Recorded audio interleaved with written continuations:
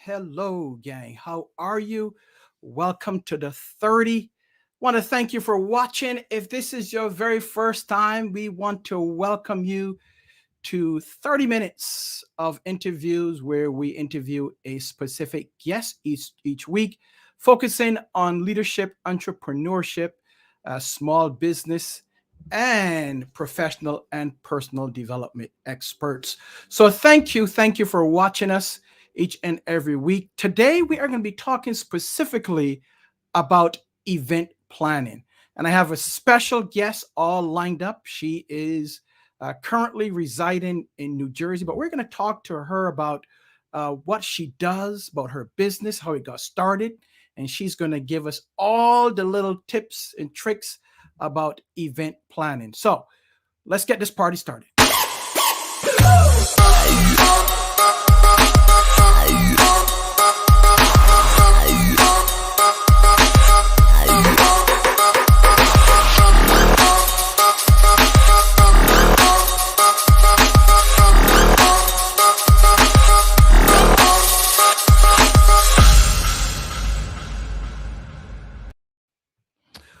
Hello, once again. Welcome to the 30.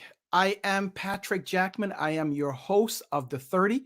Remember, the 30 is brought to you. It's a production of the Jackman Group LLC, where we focus on leadership development, strategic planning, team enhancement, and basically for you, we want to help you take you from where you are to where you should be in your professional and your personal development. So today, our topic is going to be the nuts and bolts of event planning.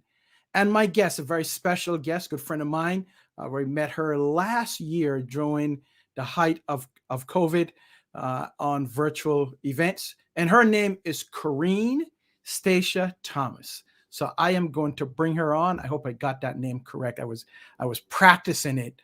So she'll tell me whether or not I got it correct. Hey, Karin, welcome to the 30. How did I do? You did well. You actually pronounced it correctly. So, all right. Yes. You did a good job there. Karin, thank you so much for joining us on the 30. Tell our guests, our viewers, who is Karin and what does Karin do as it relates to event planning?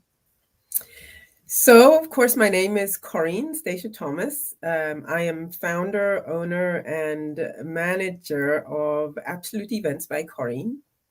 I'm also a certified meeting professional that started my business about 14 years ago. I essentially help clients to create memorable and successful experiences for themselves as well as their audiences. And I do that through the use of meetings, conferences, and special events. And that's essentially, that's who I am. That's the nice. hat I wear. Great. And how long have you owned Events Absolute Events. So Absolute Events by Karin, I've been doing that now for 14 plus years. Wow, that's a long time. Yes, but I've been in the event industry for 20 plus years. Wow. So it's been a while. So you can tell us all about event planning. Let's start there. When people hear event planning, right, what runs through the mind of someone that you've come across and you've said, I'm an event planner? What Okay, do they so say first off? that's a very interesting question. And I actually decided after a while not to term myself as an event planner, but more a meeting and events specialist. Okay. Because what people immediately go to when they hear that I'm an event planner, they're already thinking, okay, that's a party planner. Mm. And while that may be the case sometimes, but not every party planner is an event planner, not every event planner is a party planner. So I started my life doing mostly social events. So that would kind of be strictly true at one point. But because I do mainly meetings, conferences, and other kinds of events like golf events, galas, and things like that, you know, that doesn't necessarily resonate as a party planner. So yes, that's what people really think of when I say I'm an event planner. People immediately say, okay, that means you do weddings and parties. Well, I no longer do weddings. However, that may be part of what I do, but I also do meetings, conferences, Okay. galas, fundraisers, you know. Yeah, And because I would think if you said the word event planning, Mhm. I'm like everyone else. I'm thinking, okay, you do parties and weddings. If I have a party, I can call Corinne Right. up and she'll plan it out. If Yeah, someone is getting married, I can give you her information. But you're saying it is more than that. It is indeed. you handle larger events. So tell us, Exactly. you like you mentioned. I know in your bio you said training conferences and large events. Right. What are some of the specific things that you and your company So, does? so we take our clients. So one of the really, really important things about planning or putting together an event or a conference or a meeting for a client is we first want to understand why it is that you want to do this event. So Hmm, we start with strategy first. okay. So you may say to me, I want to have this event, and my question to you will always be why? What do you want to have this event for? Or what do you want to have happen after this event is over? How do you want people to feel? What do you want them to think? Or what do you have something that you want them to do after it's done? So Hmm, part of the reason for asking that question is because I want to be able to deliver something that is memorable and successful for you.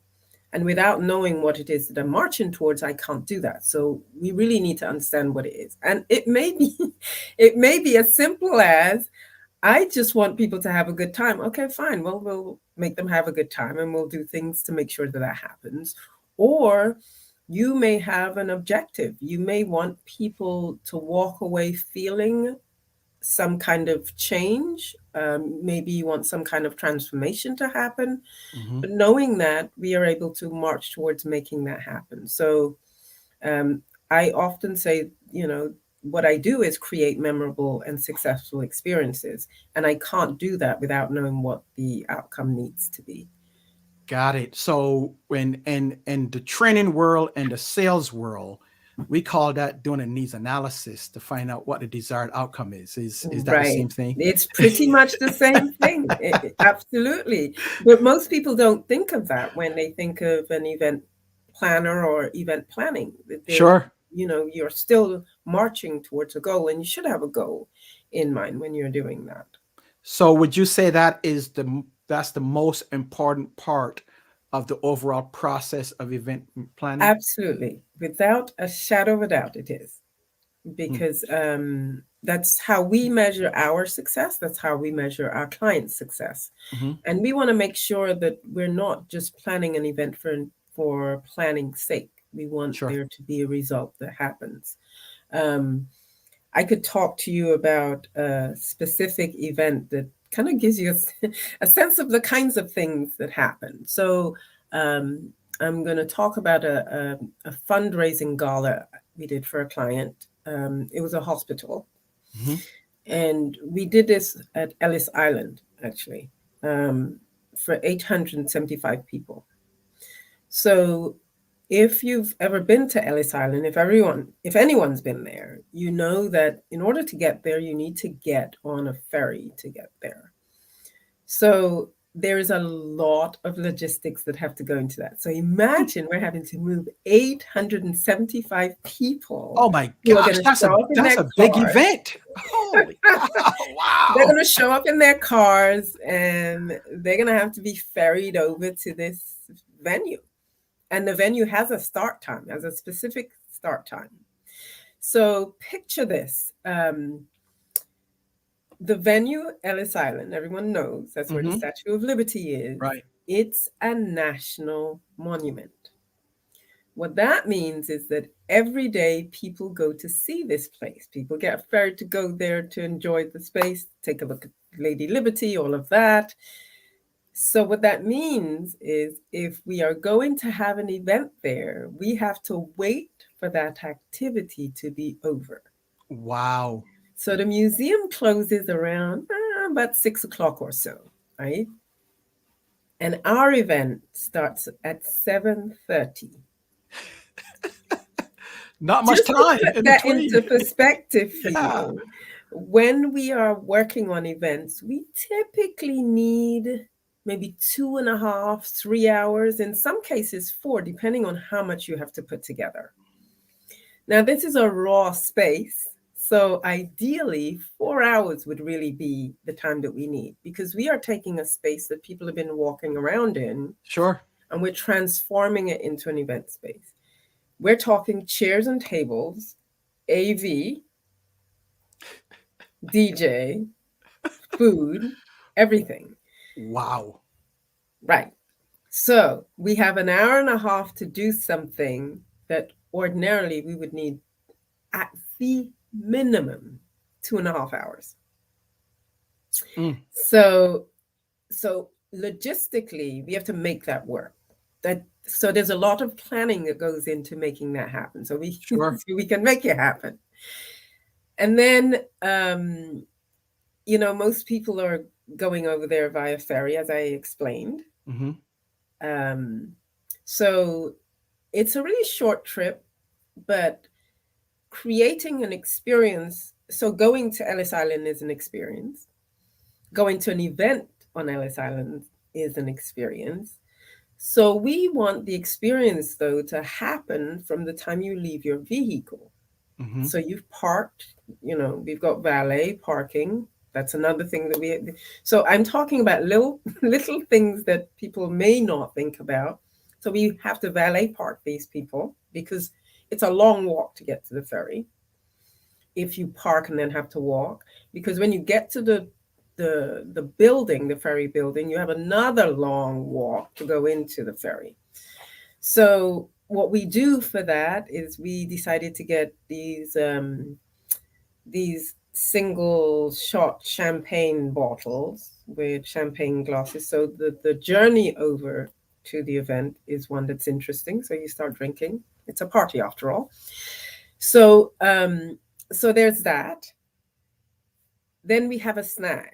In the planning process, by the way, the other thing I should say is that planning a gala is normally the runway we need is 6 to 8 months.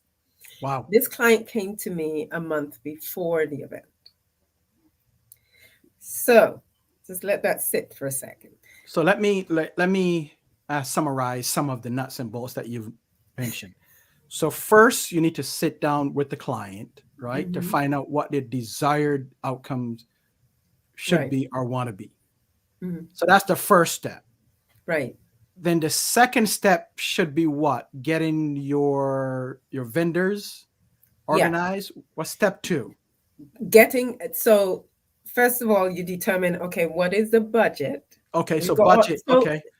So we find out what that is. Got it. We also find out what's needed, what the goals and outcomes are. Okay. So, they're raising 1.3 million. That's their funding goal. They have a committee. We meet with the committee. So there's a whole, I'm kind of going to distill this down to some really simple things. So logistics is hugely, hugely important. So that means collaborating with a whole host of people. So going to the venue, by the way, it's a secure space. Everybody has to go through security. So that particular one in Ellis Island that you're speaking of. Yeah, so Okay. everyone goes through security. It because it's an event doesn't make a difference. It doesn't change anything.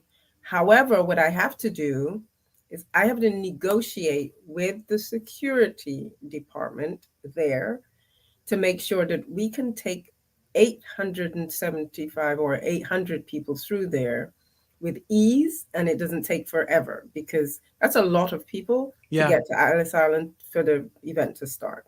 And we can't take them over there until the venue is ready for us. So we can't take them over at 5 or 6. We have to wait until 6:30. it's empty. Yeah. So there is one snag. There are about 75 nuns that have to go to this event. Okay. Wow. They are ages 75 through 93. Most of them cannot do the walk from the building to get to the. So yeah, so what you're saying then, Corrine, is that there's a lot more that goes into it than just a party, setting up a tent or setting up chairs. So there's a lot more that goes into an event of that size. Yeah. But even if it's smaller, I imagine there's a lot more that goes into it. I'm going to park you there for 30 seconds, Kareem. Okay. And when I come back, I want to talk about some very specific things. If someone wanted to start their business as an event planner, what are some of the things that you would recommend? Okay. And then we're going to talk about, I know you have something that's coming up, and I want to talk about that as well, so that you can at least get that out there. So hold tight. Give me 30 seconds, and we'll be right back.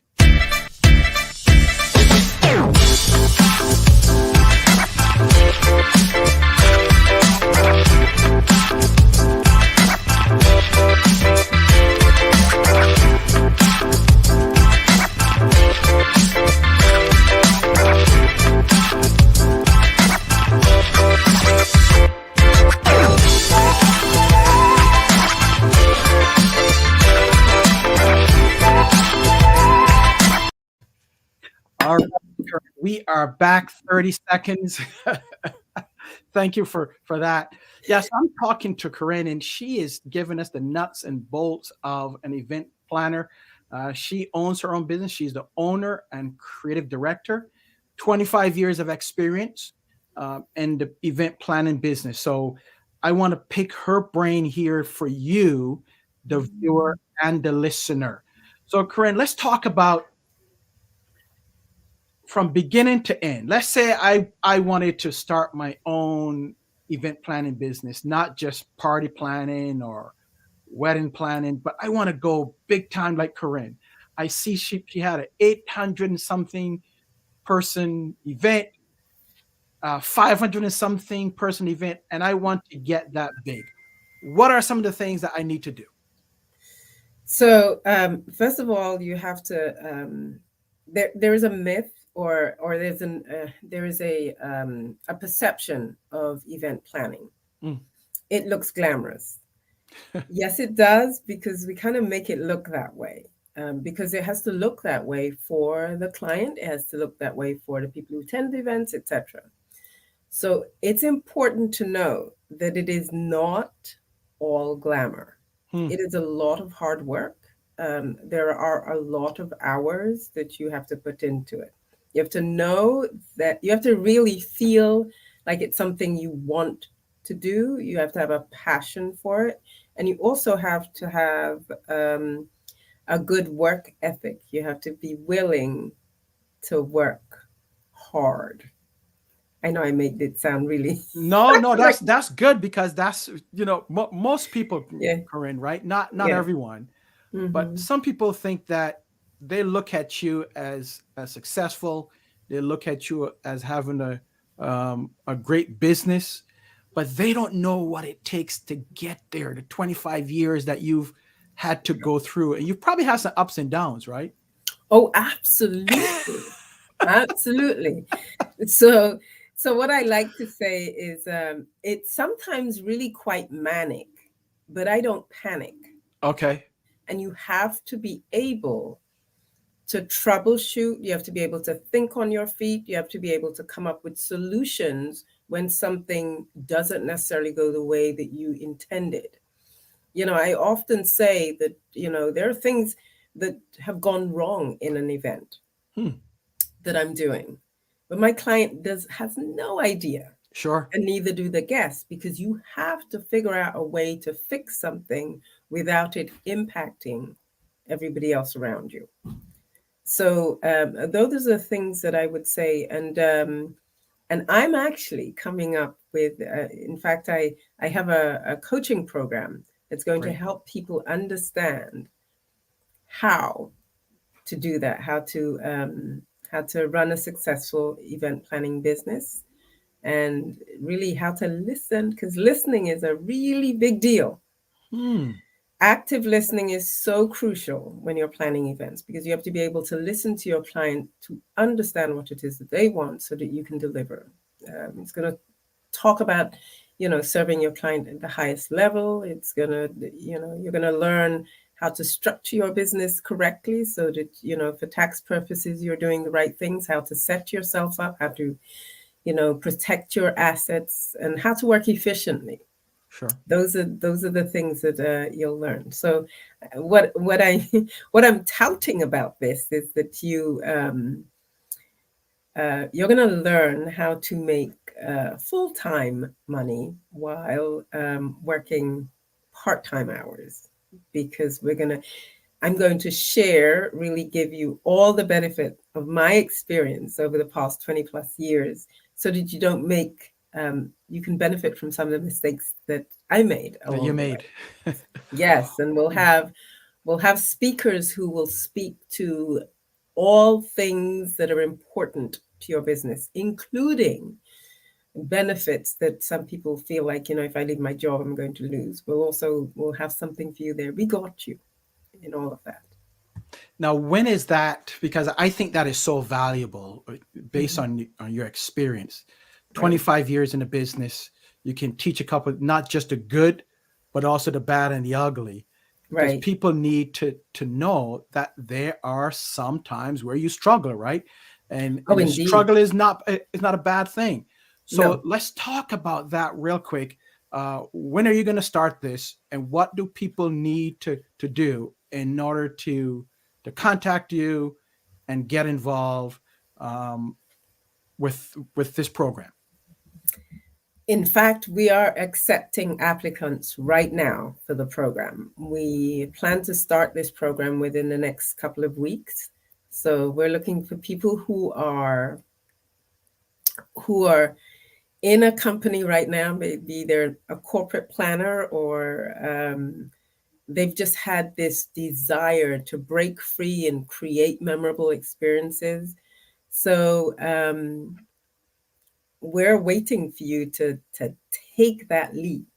If you're really interested, and you wanted to be your own boss, essentially, Mm-hmm. control your own time, control your own destiny. Maybe where you're working right now, you like what you do, but you're not necessarily able to express your own creativity in the way that you'd like to. Perhaps you want the ability to do that. Um, you'll be one of the people that we'd be looking for to join this program. Or you're a social event planner. And what I mean by that is you're a wedding planner, or you're a bat mitzvah planner, and that's Mm-hmm. what you currently do, but you have a desire to broaden your skills by doing meetings, conferences, and other events like that, golf events, galas. Um, the program is also for you. And our dear friend Dorita says, "Is Kareem doing an event?" Absolutely. That's why she's talking about. Absolutely. And there will be an event that you'll be invited to in order to learn more about that coaching program. I am really just, I've learned a lot in my corporate existence as well as my entrepreneurial experience. And I want to share that with people. I'm going to give people the benefit of my experience, especially if this is something they want to do. So, my program is going to shortcut some of the ways to get there. Awesome. And in the closing minutes, Corinne, let's talk about if you were to look back, if Corinne was to start her business now, knowing what she knows now, what would you do differently, Corinne? So one of the things I would do differently, I wouldn't just leave my job without a plan on how I'm going to get started. Good point. I would look for somebody like me, to be quite honest with you. I would look for someone who has been in the industry for a long time, who has experience, who can, help me get there quickly without so a coach, trying a mentor. To learn.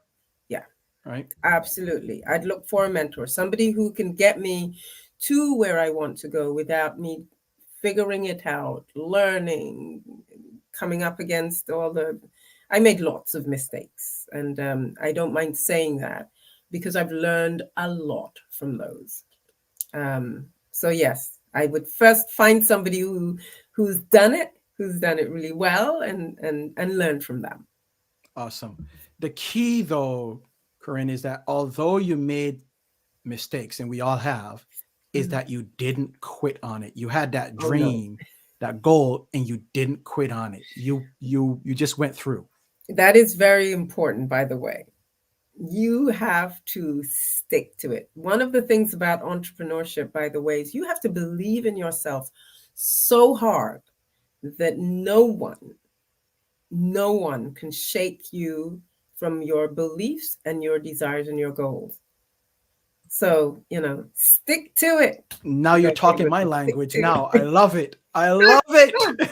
This is great. You have to stay the course, or else staying the course, even though it's bumpy, because it's a bumpy road, even staying the course, trust me when I tell you, you'll be glad you did. Awesome. Great. Well, as I do with all of my guests, we do a couple of minutes of what we call rapid fire. So a series of questions, and I'm going to ask you to respond as quick as possible. So let's do this. What is the latest leadership book that you've read? Think and Grow Rich by Napoleon Hill. Yes. A oldie but goodie. A goodie. Yeah. And there's also one that's Think and Grow Rich from a Black Choice, and that's by Dennis Kimbrough. So there you go. Oh, I need to know more about that. We'll talk about that later. Okay. What's your favorite food? West Indian food. I'm a Caribbean child, so I love West Indian food. We share something in common there. What is your favorite song all time? Okay, all time. Love's in Need of Love Today. It's by Stevie Wonder. All right. And your favorite place to vacation?